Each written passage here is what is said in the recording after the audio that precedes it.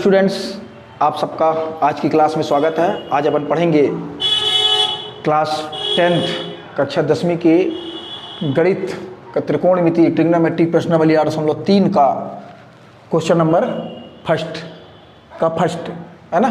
ये पूरक कोण की त्रिकोणमिति है। इसमें 6 सूत्र होते हैं। पिछले क्लास में मैंने इनके बारे में बताया था और उनके एग्जाम्पल के प्रश्न भी किए थे। ठीक है, अब अपन प्रश्नावली में आ गए हैं। एक्सरसाइज के क्वेश्चन नंबर फर्स्ट पढ़ेंगे। एक बार फिर से इसको sin 90 - theta equal to cos theta और cos 90 - theta equal to sine theta, है ना। ये दोनों एक दूसरे के उल्टा होते हैं, इसलिए मैंने ऐसा इनका पेयर जोड़ा बना दिया है। फिर tan 90 - थीटा का कॉट थीटा और cot 90 - थीटा का tan थीटा, तो इन दोनों का भी जोड़ा। ऐसे sec 90 - थीटा का कॉसिक थीटा और cosic 90 - थीटा का sec थीटा। ठीक है ना। अब आइए प्रश्न की ओर चलते हैं अपन। पहला प्रश्न निम्नलिखित का मान निकालिए। पहले कहीं पहला sin 18 अंश है ना बटे cos 72 अंश। इसको थोड़ा हल करेंगे अपन। sin 18 अंश बटे cos 72 अंश। ये हम बताए थे कि इनकी पहचान ये है कि जो भी इनके कोण दिए हों यदि इनको जोड़ दें तो 90 हो जाएगा, है ना। और 90 अंश हो गए मतलब ये पूरक त्रिकोणमिति अनुपात है। ठीक है, तो 72 और 18 90 होता है। इनको हल करने के लिए किसी एक को बदल दो, चाहे साइन को बदलो अंश वाला, चाहे कॉस को बदलो हर वाला। ठीक है, किसी को भी एक को चेंज कर देते हैं। तो हम साइन को ही बदल देते हैं, तो साइन 90 - 72 है ना। 90 में से कितना चला जाएगा, 72 माइनस करेंगे तो क्या बचेगा, साइन ये 18। ठीक है, अब और अपॉन में cos 72 का cos 72 अपन लिख देंगे। किसी एक को बदलना, चाहे अंश वाले को चाहे हर वाले को।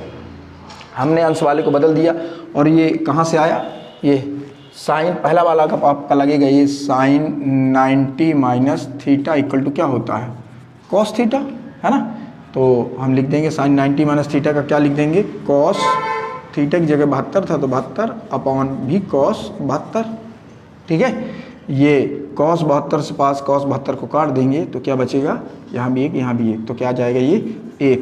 तो ये आपका पहले प्रश्न का पहला क्वेश्चन था, उसका आंसर 1 आ गया। ठीक है, बहुत सरल था, बहुत ही सिंपल, कुछ करना ही नहीं था, बस एक तो आपका ये फार्मूला लगा है, अपन इसको लगा दिए और सॉल्व कर दिए। ठीक है ना। इसी प्रकार इसका दूसरा क्वेश्चन भी बहुत आसान है। देखते हैं अपन दूसरा प्रश्न। आइए, तो फर्स्ट का सेकंड क्वेश्चन है ना। इसमें भी मान निकालना कह रहा है कि tan 26 अंश बटे cot 64 अंश। ठीक है, ऊपर tan लिखा है और नीचे cot। ठीक, मैंने बताया था कि tan और cot आपस में ये बदल जाते हैं, sin और cos आपस में बदल जाते हैं, sec और cosic आपस में बदल जाते हैं। तो बहुत सरल है, इसमें भी किसी एक को बदल लो, चाहे अंश वाले को और चाहे हर वाले को। ठीक है, बदल देते हैं हम। पहले ये tan 26 अपॉन cot 64। ठीक है, tan 26 अंश बटे cot 64 अंश बदल दो तो हम लिख सकते हैं इसको tan 90 - 90 - 64, है ना। यदि इनको आप जोड़ेंगे तो 6 4 10 के 0 हंसलाई 1 और 6 2 8 1 9 90 हो जाएगा। तो 90 में से 64 जाएगा तो क्या बचेगा आपके पास 26। मतलब कहने का कि ये tan 26 अंश ही लिखा हुआ है ना। अपॉन बटे का cot 64 का cot 64 अपन लिख देंगे ये। ठीक है, अब ये tan 90 - थीटा का क्या हो जाएगा, फिर हम बगल में सूत्र लिख देते हैं। ये tan 90 - थीटा इक्वल टू क्या होता है, cot थीटा। तो ये tan 90 - 64 है तो क्या हो जाएगा आपके पास, ये cot 64 अंश। ठीक है ना, बटे और ये cot 64 पहले से हो गया। ठीक है ना। तो ये सूत्र लगा tan 90 - थीटा बराबर cot थीटा। तो यहाँ tan 90 - 64 तो cot 64 हो गया। अब बटे में भी लिखा था cot 64 पहले से, तो cot 64 कम cot 64 काट देंगे इसको तो क्या बचेगा आपके पास, केवल 1। इसका भी आंसर क्या हो गया, 1। इस तरीके से आपका पहले का दूसरा प्रश्न भी पूरा हुआ। ठीक है, फिर अब आगे चलते हैं अपन। बहुत छोटे छोटे प्रश्न हैं, बड़े जल्दी जल्दी होते जाएंगे, कोई दिक्कत नहीं होगी।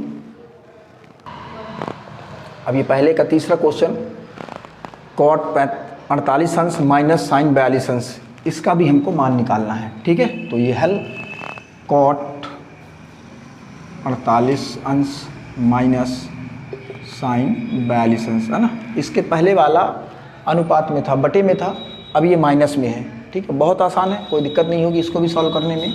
इसमें से भी आप किसी एक को बदल लो, चाहे कॉस को बदल लो और चाहे साइन को बदल लो, जिसको भी आपकी इच्छा हो। मैं पहले ही बदल देता हूँ इसको, कॉस 48 सॉरी ये कॉस 90 माइनस 42 है ना। हमने बताया है कि आपको ये ढूंढना नहीं है, ये 90 माइनस 42, इसको घटा दिए तो 90 में से 42 जाएगा तो क्या बचेगा 48 माइनस साइन 42 है ना। ये वही लिखा हुआ है, किसी एक को बदलना है, चाहे इसको बदल दो और चाहे इसको बदल दो। तो मैं इसको बदल दिया कॉस वाले को, ठीक है। अब हमें ये सूत्र पता है, कॉस 90 माइनस थीटा बराबर ये, तो cos 90 minus theta equal to क्या होता है साइन थीटा, है ना। तो ये भी क्या हो जाएगा आपके पास, कॉस 90 माइनस 42 का तो क्या हो जाएगा साइन 42 माइनस साइन 42 अंश, ठीक है। ये फार्मूले से कॉस 90 माइनस थीटा बराबर साइन थीटा, तो कॉस 90 माइनस 42 बराबर साइन 42 माइनस साइन 42 पहले से था आपके पास, ये प्लस साइन 42 और ये माइनस साइन 42 है ना। प्लस माइनस कट गया तो क्या बचा आपके पास ये 0, और यही आपका आंसर हो गया। यही मान बोला था आपसे मान निकालने के लिए, क्वेश्चन था कॉस 48 अंश माइनस साइन 42 अंश। हम किसी एक में से बदल दिए, किसी भी एक को, तो कॉस को बदले थे, कॉस 90 माइनस 42 कर दिए थे, कॉस 90 माइनस 42 का साइन 42, और साइन 42 पहले से लिखा था, अपन उसको कैंसिल कर दिए तो क्या आ गया आपके पास 0। तो इस प्रकार ये पहले का तीसरा भी हुआ, इसका आंसर आ गया आपके पास 0। अब एक क्वेश्चन इसका और बचा हुआ है चौथा, उसको भी देखते हैं। अभी प्रश्न नंबर 1 का चौथा, प्रश्न 1 का ये लास्ट क्वेश्चन भी है, इसमें भी अपन को इनका मान निकालना है। कह रहा है कौशिक 31 अंश माइनस सेक 59 अंश, ठीक है। तो ये हल करते हैं इसको अपन, कौशिक 31 अंश माइनस सेक 59 अंश, ठीक है। फिर देखें कि 59 और 31 फिर से 90 हो जाएगा आपका, मतलब ये भी क्लियर हो गया। तो पूरा कोण वाला क्वेश्चन है। वैसे इस प्रश्नावली के तो सारे क्वेश्चन वही हैं, लेकिन अगर आपको जब एग्ज़ाम में आता है, परीक्षा में आता है, तो आप ऐसा चेक कर सकते हैं, इनको प्लस करेंगे 90 आ गया, मतलब पूरा कोण वाला प्रश्न है ये, ठीक है। तो ये पूरा कोण के सूत्र लगे हुए हैं, लिखे हुए हैं, अपन इनसे सॉल्व करेंगे इनको।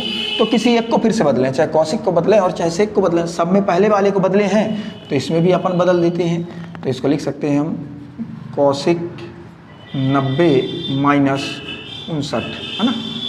कौशिक 90 में से 59 गया तो क्या बचा आपके पास 31 बचा, ठीक है।